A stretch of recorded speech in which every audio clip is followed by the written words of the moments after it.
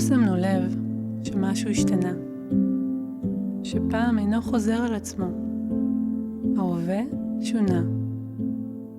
בוקר אילם עלה מעל ראשנו. שמש זרחה, עזת פנים כרגיל. נדמה שהיה זה קיץ ושמיו יתומים. שקט נבלע בקולות כולם. שאלתי את 4 רוחות השמיים, 3 ישנו, 4 שתקה, רותחת. נוצות מילוט אחרונות נבלעו באפר. שליח נותר מאחור, ברבור שחור אחרון.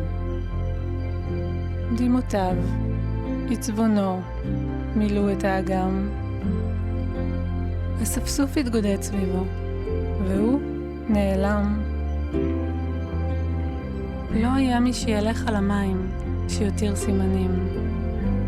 פחד נפל עלינו.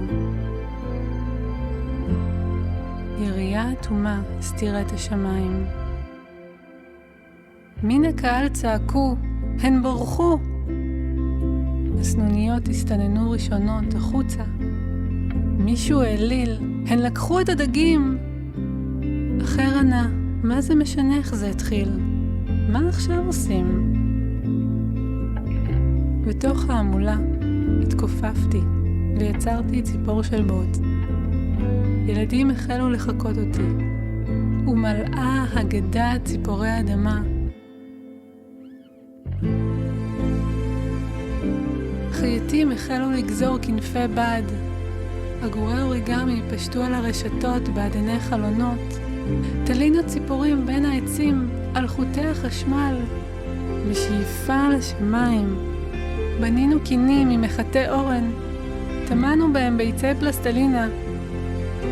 צופיות פלסטיק התנדנדו ברוח. לצפצפות באגם קשרנו להקות דרורים. ופתאום, בכיכר העיר, קרא ילד קטן, אבל הציפורים קפואות.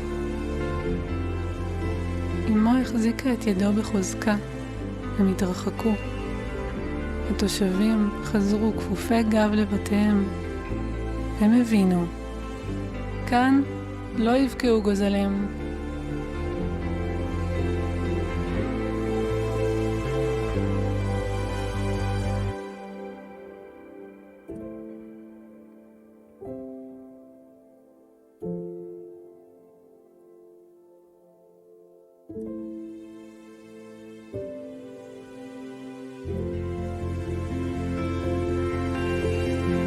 המשכתי עוד לספר אודותן, על תעופתן, על הליכתן, וצלילי הבוקר הרכים, עד התאבנו העברות בפי.